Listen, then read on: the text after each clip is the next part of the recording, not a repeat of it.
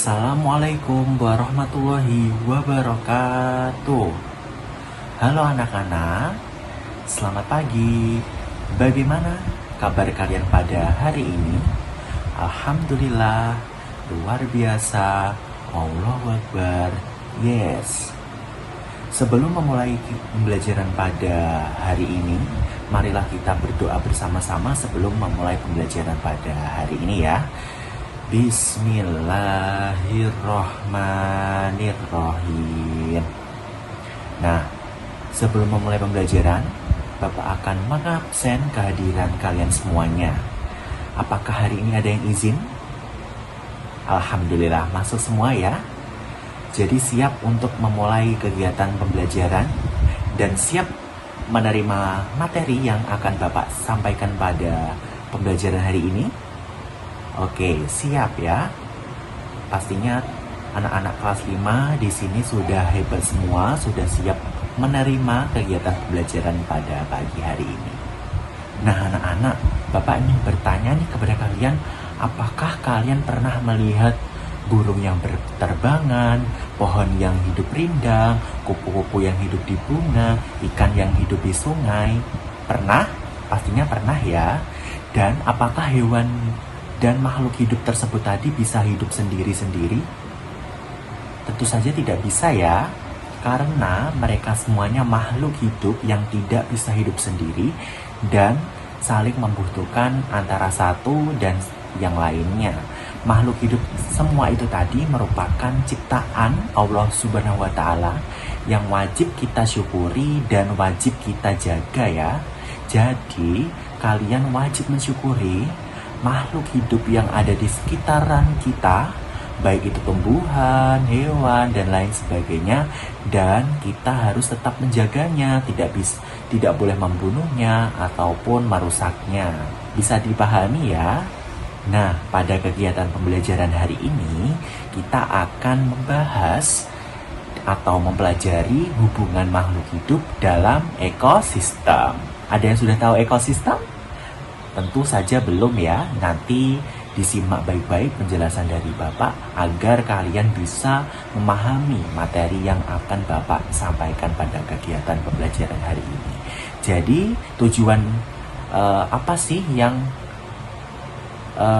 harus kita capai nantinya setelah mempelajari materi yang Bapak saya sampaikan?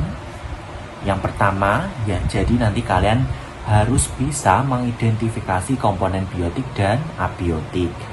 Yang kedua, kalian harus bisa menjelaskan hubungan antar makhluk hidup dalam ekosistem.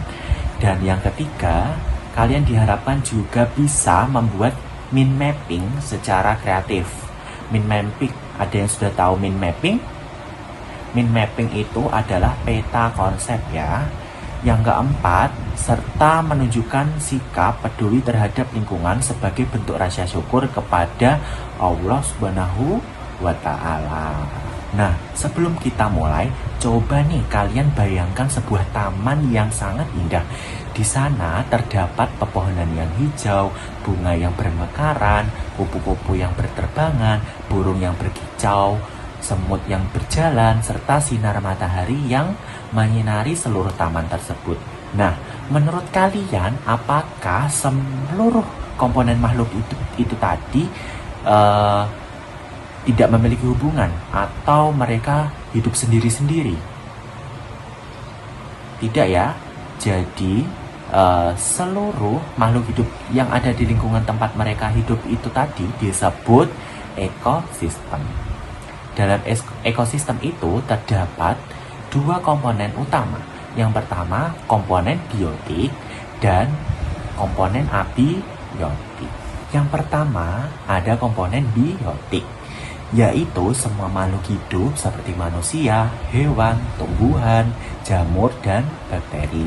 Yang kedua adalah komponen abiotik, yaitu benda-benda yang tidak hidup, misalnya air, tanah, udara, cahaya, matahari, batu, dan suhu. Kedua komponen tersebut saling berhubungan dan saling mempengaruhi. Jadi dua komponen itu tadi tidak bisa hidup sendiri-sendiri. Komponen kedua itu tadi saling membutuhkan, saling berkesinambungan antara komponen satu dan juga komponen yang satunya lagi. Nah, contohnya apa? Kalau makhluk hidup itu tadi saling membutuhkan. Misalnya, kita sebagai manusia, kita kan juga memerlukan tanaman dan juga hewan untuk kebutuhan makanan kita sehari-hari kan.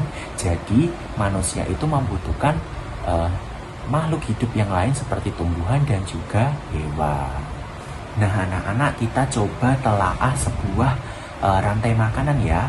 Yang pertama, rumput dimakan oleh belalang. Yang kedua, belalang dimakan oleh katak. Katak dimakan oleh ular. Kemudian ular dimakan oleh burung elang. Nah, urutan makan dan dimakan seperti itu tadi disebut apa? Ya, betul, disebut rantai makanan. Apabila salah satu makhluk hidup hilang, maka keseimbangan ekosistem pun juga akan terganggu. Sebagai contoh nih, jika semua ular itu diburu oleh manusia, maka jumlah katak akan meningkat sangat banyak kan? Betul.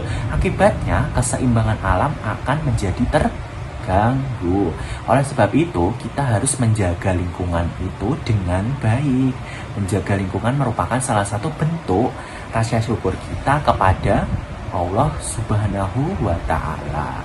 Nah, anak-anak, sekarang kalian sudah paham kan apa itu ekosistem, rantai makanan, dan apa sih kesinambungan antara komponen-komponen itu tadi.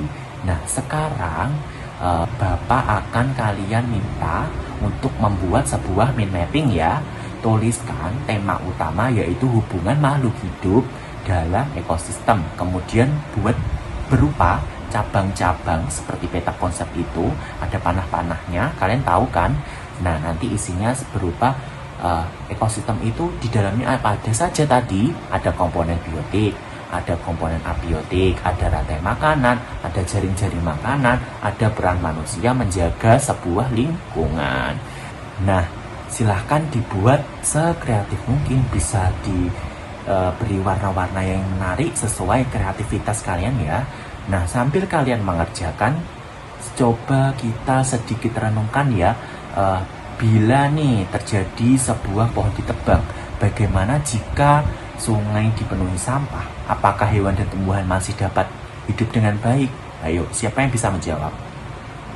Tentu tidak ya, karena itu sebagai generasi muda mulai dari masa kini, kita harus juga menerapkan hidup peduli lingkungan. Kita harus menjaga kebersihan, menanam pohon, menghemat air, tidak membuang sampah pada sembarangan tempat. Dengan menjaga lingkungan tersebut, berarti kita menunjukkan rasa syukur kita kepada Allah Subhanahu wa Ta'ala.